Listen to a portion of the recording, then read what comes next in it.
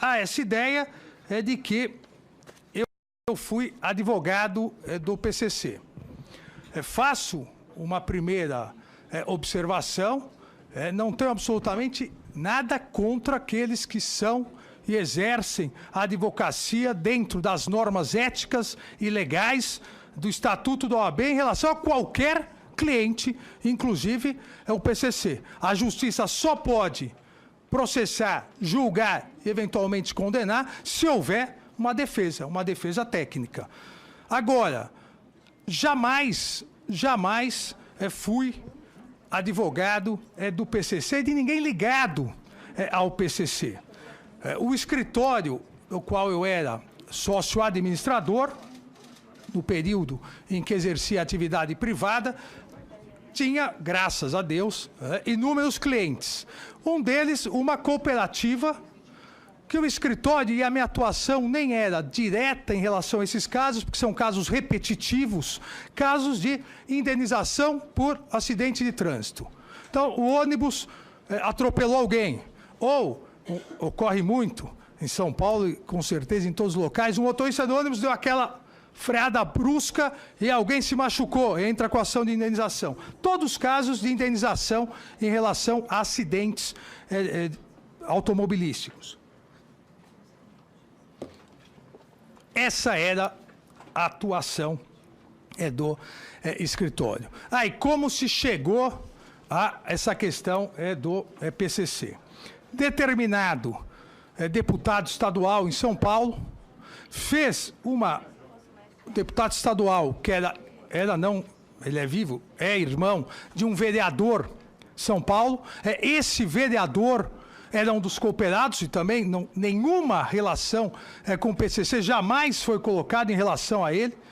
Determinado deputado, na sua campanha para a reeleição, pediu emprestado uma das garagens dessa cooperativa e fez uma reunião com pessoas que estariam auxiliando na sua campanha. Uma dessas pessoas, na verdade, duas dessas pessoas, estavam sendo investigadas pela polícia por ligação dessas duas pessoas com o crime organizado.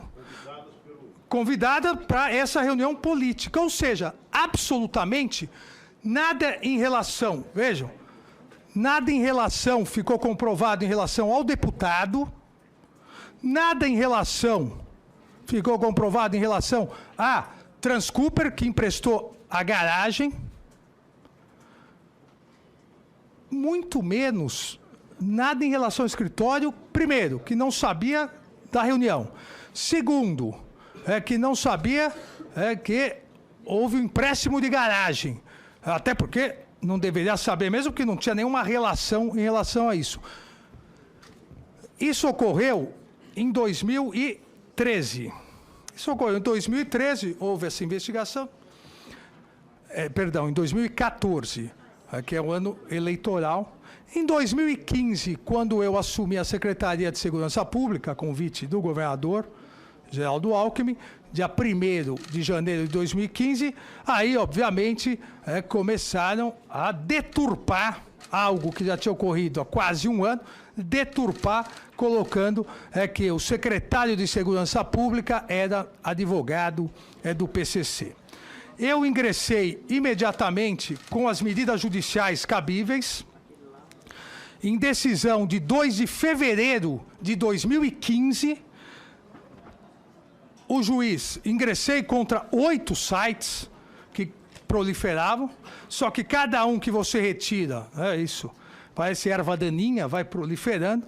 Em 2 de fevereiro de 2015, a 2ª Vara Criminal do Foro Central em São Paulo determinou a imediata retirada de todos os sites do ar, dizendo, o juiz, abre aspas, que essas publicações informadas na petição inicial deturpam os fatos e ultrapassam os limites do direito de expressão. Nesse passo, considerando a função atualmente exercida pelo autor diretamente relacionada ao combate ao crime organizado, uma informação dessa natureza sem respaldo em dados concretos causa evidentes prejuízos ao autor e à própria sociedade. Essa decisão, em 14 de julho de 2015, foi referendada por unanimidade pela Terceira Câmara de Direito Privado do Tribunal de Justiça de São Paulo, colocando o senhor relator, a relatora, perdão, desembargadora, as situações são absolutamente diversas, não sendo aceitável a manutenção daqueles conteúdos apenas com sustento na possibilidade de liberdade de expressão.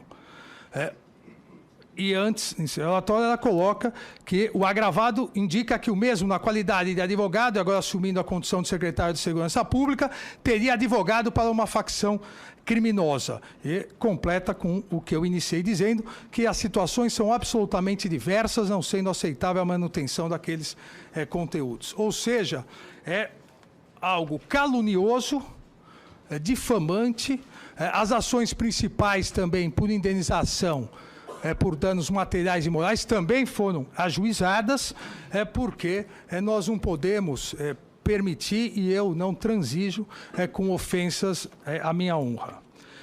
Uma terceira colocação, questão do plágio. Outra questão absolutamente inverídica, absolutamente falsa, uma questão inventada por alguém que, infelizmente, foi reprovado em concurso na Universidade de São Paulo para professor na Faculdade de Direito da Universidade de São Paulo, e depois de anos e anos talvez guardando esse rancor, inventa algo de um livro que é de 1988. O próprio Tribunal Constitucional, e isso não foi salientado pela reportagem maldosa, o próprio Tribunal Constitucional espanhol disse que o conteúdo citado, e o livro citado, o conteúdo são compilações de decisões públicas do Tribunal Constitucional espanhol. Mas a viúva do autor disse, não, a viúva do autor, ela foi induzida pelo repórter que disse, copiou, e ela disse, se pegar os originais, se houve cópia, isso não deveria ter sido feito. Se houve cópia. Ou seja, algo também absolutamente difamatório. A quarta questão. A minha esposa é advogada. Até porque a minha esposa, como eu disse inicialmente, eu conheço ela há 30 anos, fez faculdade de publicidade, depois nós já casados, fez faculdade de Direito, é advogada há mais de 20 anos, e eu pergunto, qual é o problema? A esposa, em virtude de cargos exercidos pelo marido, ela tem que abdicar de todos os cargos e tem que voltar e ficar sem fazer nada em casa, mesmo não querendo. Veja, não há nenhum impedimento para que maridos, esposas, cônjuges, filhos de ministros da Justiça, e aproveito aqui esclarecimento, eu acompanho a questão de ordem. A questão de ordem e a declaração diz respeito à vinculação ao cargo exercido. O cargo que exerço, mesmo estando afastado, é de ministro de Estado da Justiça e Segurança Pública. Não há nenhuma relação profissional liberal em relação a isso, não há nenhuma vinculação. Eu tenho 3 filhos, 2 fazem direito. Um faz direito na São Francisco, na Universidade de São Paulo, e uma faz na Faculdade Presbiteriana Mackenzie. Então também tem vinculação comigo porque fazem direito. Olha, não há, como bem salientou o senador Aloysio, nenhuma vinculação. Mas há casos do escritório em que o indicado atuou, há casos no Supremo Tribunal Federal. Obviamente, todos, se Vossas Excelências entenderem que é o caso de minha aprovação pelo Senado Federal e em assumindo o posto, o cargo, o honroso cargo de ministro do Supremo Tribunal Federal, obviamente, por uma vedação legal. Todos os casos, não só em que a minha esposa tem atuado, mas que o escritório tem atuado. O escritório é o artigo 144, inciso 1º do novo Código de Processo Civil, e o cônjuge é o artigo 144, inciso 3º, parágrafo 1º do mesmo Código de Processo Civil.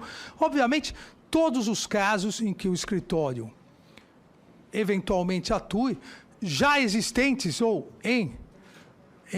a existir, todos eles, obviamente, eu me darei por impedido.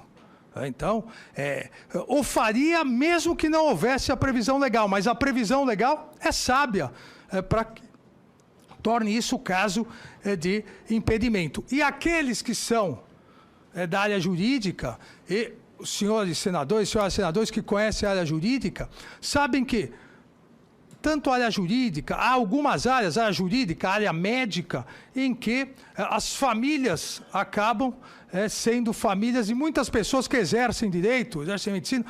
Obviamente, não serei eu, se aprovado for, o único ministro de Tribunal Superior a ter cônjuge, parentes, meus 2 filhos, quando se formarem, filhos. E, obviamente, eu seguirei à risca o que todos, se Vossas Excelências aprovarem, o que todos os ministros sempre fazem, se declaram impedidos. E o Código, em boa hora, ampliou isso. Não só a figura personalíssima do advogado, mas o escritório como um todo.